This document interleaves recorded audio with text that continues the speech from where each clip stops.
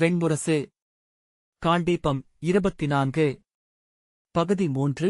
முதல் நடம் 7. வாசிப்பது சந்தீப். நாகர்கள் மேல் கொண்ட வெற்றிக்காக 3 நாட்கள் நீடித்த உண்டாட்டு நிகழ்ந்தது. ஃபால்குனை அவ்வூருடன் சேர்ந்து களியாடி வில்திறன் விஜயனின் கதைகளை, கொல்படை பீமனின் வெற்றிகளை பாடி ஆடினாள். எங்களுக்குள்ளும் எழுவான் பார்த்தன். கதை கொண்ட பீமன் என்று முதியவர் ஒருவர் கூவினார். மண்ணில் இதுவரை ஒளிந்து கிடந்த குலம் நாங்கள். இதோ உரைகேறி முளைத்தெழுந்துள்ளோம். ஓர் இளைஞன் எழுந்து ஃபால்குனை அருகே வந்து, இன்றுவரை எங்களுக்கென பெயரில்லை. எல்லையூர் என்றே அழைத்தோம். இனி எங்களுக்கு பெயர் வேண்டும். கொடியும் அடையாளமும் வேண்டும். நீங்களே ஒரு பெயரைச் சொல்லுங்கள் என்றான். இந்த ஆற்றால் உருவான ஊர் இது. அதுவே பெயராக இருக்கட்டும் என்றாள் ஃபால்குனை. இது சிவதாவின் கொடை. உங்களை சிவதர்கள் என்று சொல்லிக் கொள்ளுங்கள். சிவதம் என இவ்வூர் அழைக்கப்பட்டும். சிவதையின் மைந்தர் நாம். ஆம் என்று ஊர்த்தலைவர் கூவினார். சிவதர்களே என்று கைவிரித்தார். அவரைச் சூழ்ந்திருந்தவர்கள் அதை ஏற்று கூச்சலிட்டனர். சிவதர்கள் எவருக்கும் அடிமைகளில்லை. சிவதர்கள் எவருக்கும் பணிவதில்லை என்று ஒருவன் கை நீட்டி அறை கூவினான். எங்களுக்குள்ளும் எழுக இளைய பாண்டவர்கள். எங்கள் குடிப்பெயரையும் பாடட்டும் அமரகவிஞனான மகாவியாசன். ஆம் ஆம் ஆம் என்று கூட்டம் ஆரவாரமிட்டது. மணிப்புரியின் வீரர்கள் அந்த எழுச்சியைக் கண்டு ஒதுங்கி அமைதியாக அமர்ந்திருந்தனர். அவர்களிடம் மதுக்கு வளைகளை நீட்டிய ஊர்த்தலைவர், இனிமேல் நீங்கள் இங்கு வரவேண்டியதில்லை வீரர்களே. உங்கள் அரசரிடம் சொல்லுங்கள் என்றார். ஒரு பெண், எங்கள் விழவுகளுக்கு வாருங்கள். கள்ளுண்டு களிநடமிட்டு மீளுங்கள். உங்களுக்கு வாளும் தோளும் தேவை என்றால் சொல்லுங்கள். எங்கள் மைந்தர் எழுந்து வருவார்கள் என்றாள். அவளைச் சூழ்ந்திருந்த பெண்கள் கூவிச் சிரித்தனர். மறுநாள் மணிப்புரியின் புரவிப்படை கிளம்பிய போது ஃபால்குனையும் உடன் செல்லப் போகிறாள் என்ற எண்ணமே அவர்களுக்கு எழவில்லை. அவள் என்றும் அங்கிருந்தாள் என்றும் எப்போதும் இருப்பாள் என்றும் எண்ணியிருந்தனர் போல் தோன்றியது. சிவதர்களின் குலதெய்வம் அணங்கு வடிவம் கொண்டு வந்த கொற்றவை. இங்கு எங்கள் மன்றில் அவள் என்றுமிருந்து பலி கொண்டு அருள் புரிவாள் என்றான் குலப்பாடகன். அவளுக்குரியது எரியின் நிழல். அவள் முற்றத்தில் தீ மூட்டுவோம். அதன் இருநிழல் அவள் மேல் விழச் செய்து வணங்குவோம். ஃபால்குனை காலையில் தன் ஆடைகளை தோல் மூட்டையில் கட்டிக்கொண்டிருக்கும்போது அவள் குடிலுக்குள் விளையாடிக் கொண்டிருந்த சிறுவன், எங்கு செல்கிறாய் ஃபால்குனை என்றான். மணிப்புரிக்கு என்றாள். நானும் உடன் செல்லும்படி இளவரசரின் ஆணை இருந்ததல்லவா? அவன் திகைத்து நின்று பெரிய விழிகளை உருட்டி சற்றே தலை சரித்து, நீயா? நீ ஏன் செல்ல வேண்டும் என்றான். அவன் தலை உடலுக்கு பெரிதாக இருந்தமையால் எப்போதும் தலை சரிந்தே இருக்கும். ஃபால்குனை, இளவரசரின் ஆணை என்றாள். அவன் ஓடி வந்து அவள் ஆணையைப் பற்றி, செல்ல வேண்டாம் என்றான். இல்லை மைந்தா, நான் சென்றாக வேண்டும் என்றாள். இல்லை, செல்ல வேண்டாம். செல்ல வேண்டாம் என்று அவன் அவள் ஆடையைப் பற்றி இழுத்து நாவுடைந்து அழுதான். அவள் அவன் பெரிய தலையை மெல்ல வருடி, ஆணாகிலும் பெண்ணாகிலும் அவர்களுக்கு ஆணையிடும் சொல் என ஒன்று எப்போதும் உள்ளது மைந்தா. நான் சென்றாக வேண்டும் என்றாள். அவன் அழுதபடியே வெளியே ஓடி, ஃபால்குனை இன்று செல்கிறாள். புரவி வீரர்களுடன் அவளும் மணிப்புரிக்குச் செல்கிறாள் என்றான். கூவியபடி அவன் ஓடி அணுக விளையாடிக் கொண்டிருந்த சிறுவர்கள் அனைவரும் அதிர்ந்து அசையாமல் நின்றனர். ஒருவன், ஃபால்குனையா? ஏன் என்றான். அரசாணை என்கிறாள். அவர்கள் ஒருவரை ஒருவர் நோக்கிய பின்னர் ஓடி ஃபால்குனையின் அறைக்கு வெளியே கூடி திகைப்புடன் நோக்கி நின்றனர். ஒரு சிறுவன் உள்ளே சென்று, விடமாட்டோம். நீ போக நாங்கள் விடமாட்டோம் என்று கூவினான். அவள் இறங்கி வெளியே வந்ததும் அவ்வூரின் ஆண்களும் பெண்களும் முதியவரும் அனைவரும் கூடி நிற்கக் கண்டாள். ஒவ்வொருவரின் விழிகளிலும் அவளுக்கான மன்றாட்டு இருந்தது. பெண்களில் சிலர் கண்ணீர் வழிய உதடுகள் அதிர அழுது கொண்டிருந்தனர். அவள் ஆடையைப் பற்றிய சிறுவர்கள் அழுதபடி, வேண்டாம், போகாதே என்றனர். இரு சிறுவர்களை அள்ளி தன் இடையில் இரு பக்கமும் வைத்தபடி அவர்கள் நடுவே வந்து அவள் புன்னகை புரிந்தாள். கலிகன் சினத்துடன் இத்தனை பேரும் விழிநீர் சிந்துகிறார்கள். நீ ஒரு கணமும் உளம் கலங்கவில்லை. உன் கண்களில் துயரமே இல்லை என்றான். அவள், இல்லை, நான் பிரிவில் கலங்குவதில்லை என்றாள். ஏனெனில் நான் சென்ற அனைத்து திசைகளையும் பிரிந்தே வந்திருக்கிறேன். முதியவன் சினத்துடன், ஏனென்றால் நீ பெண்ணல்ல, அணங்கு, மானுட உணர்வுகளற்ற அணங்கு என்றான். ஃபால்குனை, நான் எளியவள், முதியவரே என்றாள். ஆகவேதான் உறவுகளினும் கட்டிலா பெருக்கை உணர்ந்திருக்கிறேன். முதியவர் பிரிவில் துயரவில்லை என்றால் நீ அன்பை அறிந்தவளே அல்ல என்றார்.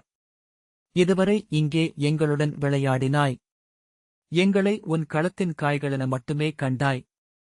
ஆடி முடிந்ததும் களம் கலைத்து கிளம்புகிறாய். ஃபால்குனை, ஆம், ஒருவகையில் அது உண்மை என்றாள். இதோ இந்த ஆற்று வழி கடந்து நீ சென்றதும் எங்களை மறந்து விடுவாய் என்றார். ஆம், பெரும்பாலும் அவ்வாறே. இங்கிருக்கையில் நான் நேற்றிருந்த ஊர்களை எண்ணவில்லை அல்லவா என்றாள். அப்படியென்றால் நாங்கள் உன் மேல் கொண்ட அன்பிற்கு பொருள்தான் என்ன என்றான். ஃபால்குனையின் விழிகள் மாறின. அன்பெனப்படுவதை குறித்து எந்நேரமும் எண்ணிக்கொண்டிருக்கிறேன். இன்றுவரை அது என்ன என்று எனக்கு புரியவில்லை. ஆனால் இக்குழந்தைகளைக் காண்கையில் என் உள்ளம் நெகிழ்கிறது. இப்பெண் குழந்தைகள் கவர்ந்து செல்லப்படுவதைப் பற்றி சொன்னீர்கள். நான் வில் பூண்டதும் உயிர் கொண்டதும் இவர்களுக்காக மட்டுமே என்றாள். பின்பு பெருமூச்சுடன், இவர்களுக்காக உயிர் துறக்கவும் என்னால் சித்தமாக முடிகிறது. ஆனால் இங்கு கட்டுண்டு இருக்க இயலவில்லை என்றாள். அன்பென்பது அதுதான் என்றான் கலிகன். என்றுமென என்னை பிணைக்காத அன்பென்று ஒன்று உண்டா என்று வினவி அலைகிறேன். எங்கோ அது இருக்கலாம். அதுவரையிலும் தேடிச் செல்வதே என் பயணமாக இருக்கலாம். அங்கு செல்லும் பொருட்டு எங்கும் தடைகளை கடந்து செல்லவே நான் விழைகிறேன் என்றாள். அப்படியொரு அன்பு இல்லை. அன்பென்பதே பிணைப்புதான் என்றான் கலிகன். அளிப்பதும் பெறுவதுமான முடிவிலா விளையாட்டு அது. ஃபால்குனை, நான் பெரும் அன்பு எங்காவது கணக்கு வைக்கப்படும் என்றால் அது எனக்கு தலையே. நான் கட்டுண்டிருக்க விரும்பவில்லை என்றாள். ஒரு முதியவள் தளர்ந்தாடிய குரலில், அன்பின் பொருட்டு தலைகளை போட்டுக்கொள்வதன்றி மானுட வாழ்க்கைக்கு பொருள் ஏது? இளையவளே, நீ பிழையான வழியில் செல்கிறாய் என்றாள். கீழ், இப்புவியில் அனைத்து மரங்களும் வேர்களால் மண்ணைப் பற்றிக் கொண்டுதான் நின்றிருக்கின்றன. அவ்வேர்கள் தங்களை மண்ணில் தளையிட்டிருக்கின்றன என்று மரங்கள் எண்ணினால் என்ன ஆகும்? அவை நீர்ப்பாசியைப் போன்று அலையடித்து திசையின்றி ஒழுகிச் செல்லும். ஒருநாளும் நிலை கொள்ளாது அவை விண்ணையும் மண்ணையும் அறிவதில்லை. நீர்ப்பாசிகளின் வேர்களை நீரில் மூழ்கிச் சென்று பார்த்திருக்கிறாயா? பற்று தேடித் தவிக்கும் ஒரு கோடி கண்ணிகள் மட்டும்தான் அவை என்று சொன்னபடி முதியவள் அருகே வந்தாள். அன்பு எனும் தலை பூட்டி இம்மண்ணில் நிலை கொள்ளவே மானுடன் பிறக்கிறான். நீ அறிந்திருக்க மாட்டாய். இதோ என் மைந்தன். இவன் என் கருவறை விட்டு வெளியே வந்தபோது அவனையும் என்னையும் இணைக்கும் அழியா தலையை என் ஊன்விழிகளால் கண்டேன். அதை வெட்டி அவனை விடுவித்தபோது அப்புண்ணின் எச்சம் இங்கே என் வயிற்றில் அலையலையென பதிந்தது. அதோ அவன் வயிற்றில் அது தெய்வங்கள் அளித்த அடையாளமாக நின்றுள்ளது. அவள் கைகளை விரித்தாள். உன் உடலில் தொப்புள் இருக்கும் வரை நீ தலையற்றவள் ஆவதில்லை ஃபால்குனை. ஆம், அதை நானும் அறிவேன். ஆனால் என்றாள். முதியவள், அதோ நம் தலைமீது வானத்தின் முடிவிலி இருப்பதைக் காண்கிறாயா? வானம் என்றால் என்னவென்று அறிவாயா? அது நம்மீது நிறைந்திருக்கும் பொருளின்மையின் பெருவிளை. பேராற்றல் மிக்க விசையுடன் இங்குள்ள ஒவ்வொன்றையும் உறிஞ்சி தன்னுள் இழுத்துக் கொண்டிருக்கிறது. இங்குள்ள ஒவ்வொன்றும் அப்பெருவெளியை அஞ்சி உருவாக்கப்பட்டவையே.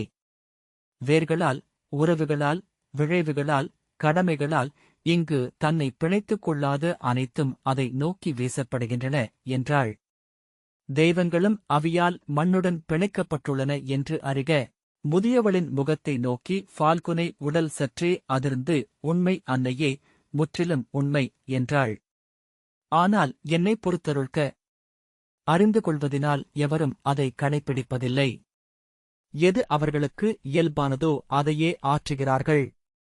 நானறிவேன், மானுடனுக்கு கட்டிலா விடுதலை என்று ஒன்றில்லை என.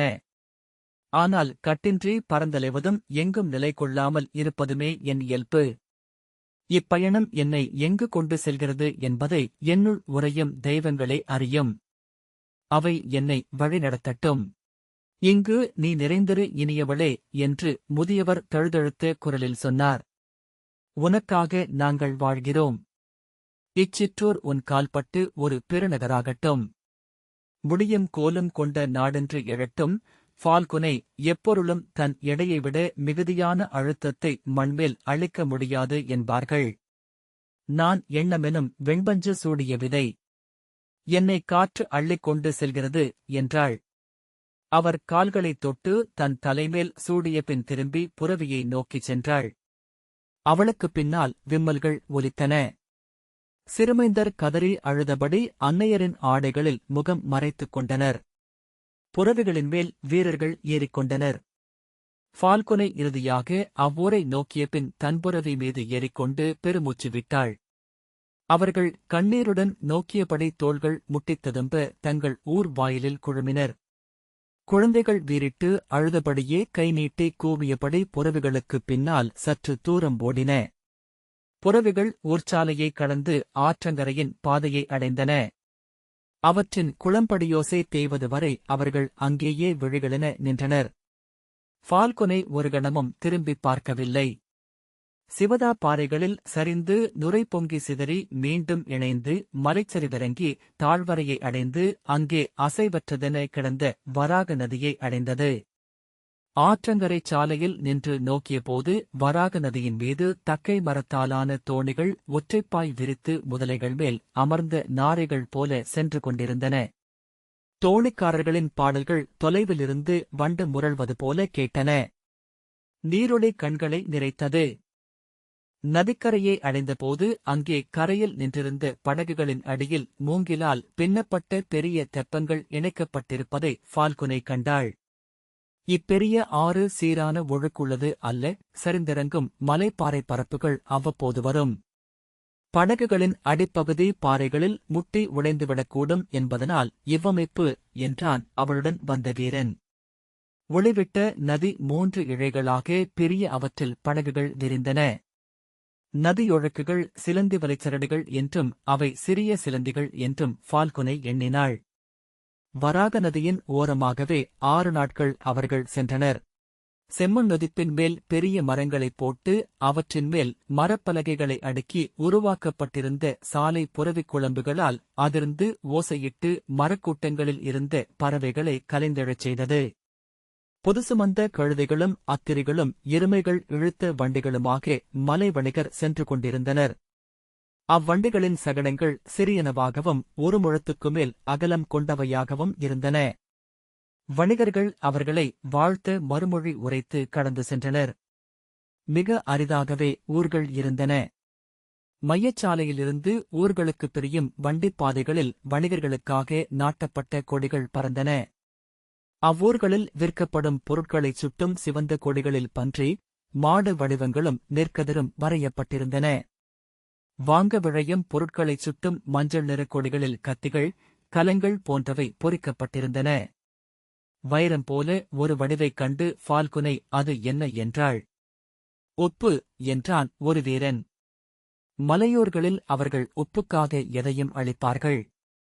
தொலைவில் தென்பட்ட ஊர்கள் அனைத்தும் ஒன்று போலவே இருந்தன. மூங்கில் செறிவால் கோட்டையாக சூழப்பட்டவை. மூங்கில் கால்களில் செங்குத்தான கூம்புகளாக எழுந்து மூங்கிலாலும் மரப்பட்டைகளாலும் கூரையிடப்பட்டவை. அங்கே எழுந்த அடுமனை புகையின் இன்மணம் வீரர்களை மயக்கியது. அடுமனை போல் இனியவை ஏதுமில்லை இவ்வுலகில். அடுமனையில் ஊன்புகை சூழ நின்றிருக்கும் பெண்ணே அழகே என்றான் ஒருவன். அடுமனைகள் அல்ல அவை, வேள்விக்களங்கள். விண்ணாளும் தெய்வங்களின் தோழி நம் வயிற்றில் எழும் பசி என்றான் கூடவே வந்த பாணன். 7வது நாள் அவர்கள் மணிபுரத்தை சென்றடைந்தனர். சாலைகளில் வணிகர்களின் குழுக்கள் கூடியபடியே சென்றன. தொலைவில் பறவைகளின் ஒலி உரக்க கேட்பதை அறிந்த ஃபால்குனை மணிபுரம் சதுப்பில் அமைந்துள்ளதா என்றாள். அவள் கேட்டதை அவர்கள் புரிந்து கொள்ளவில்லை. மிகப்பெரியது என்று ஒருவன் சொன்னான். சதுப்பு என்றால் அதைச் சூழ்ந்து மூங்கில்காடே கோட்டையென ஆகியிருக்கும் என அவன் எண்ணிக்கொண்டான். எரியம்புகளை தடுக்க முடியும் என்றால் அது வலுவான அரண்தான் என்று தோன்றியது. ஆனால் புறவிகள் அணுகியபோது அது ஒரு பெரிய ஏரியின் கரை என்று அறிந்தாள். லோகதடாகம் என்று இதற்குப் பெயர். எங்கள் மொழியில் ஆறுகளின் தொகை என்று பொருள் என்றான் உடன் வந்த முதிய வீரன். அந்த ஏரி விழுதொடும் தொலைவு வரை ஒளிகொண்ட நீர்ப்பரப்பாக தெரிந்தது. அதனுள் நூற்றுக்கணக்கான சிறிய பசுந்தீவுகள் இருந்தன. அவற்றிலெல்லாம் வெண்ணாரைகளும் கொக்குகளும் கூழைக்கடாக்களும் செறிந்திருந்தன. முகிலன கூட்டமாக வானில் எழுந்து தங்கள் நீர்நிழல்களுடன் இணைந்து சுழன்று மீண்டும் அமைந்தன. அவற்றின் ஒலி அங்கே நிறைந்திருந்தது. கரையோரத்து மண்குன்று ஒன்றின்மேல் மூங்கில் கால்களில் எழுந்த காவல் மாடம் நின்றது. அதிலிருந்த வீரர்களின் வேல்முனைகளின் ஒளிமின்னல்கள் கண்ணில் பட்டன. ஏரிக்கரை கரிய வண்டல் படிவாக இறங்கிச் சென்று அலைவளைவுகளாக தழும்பிய நீர்விளிம்பை சென்றடைந்தது. மெல்லிய உலர்களில் பறவை கால்தடங்களின் நுண்ணிய எழுத்துக்கள் செறிந்து பரவியிருந்தன. நூற்றுக்கணக்கான மென்மரக் குடைவுப் படகுகள் முதலைக் கூட்டங்கள் போல கரைகளில் கிடந்தன. ஏரிக்கரையோரமாகவே பெரிய பொதிமுற்றமும் அங்காடியும் அமைந்திருந்தது. அக்கரைகளிலும் கழுதைகளிலும் வண்டிகளிலும் வந்த பொதிகளை சுமைதூக்கிகள் இறக்கி அங்கே மூங்கில் கால்களில் எழுந்த பொதிமாடங்களில் அடுக்கினர். பூத்தகாடு போல கொடிகள் பறந்த அங்காடி வெளி இரைச்சலிட்டுக் கொண்டிருந்தது. அங்காடிக் கூரைகளின் மீது பெரிய வெண்ணாரைகள் கழுத்து வளைத்து அலகுகளை மார்பின்மேல் புதைத்து அமர்ந்திருந்தன.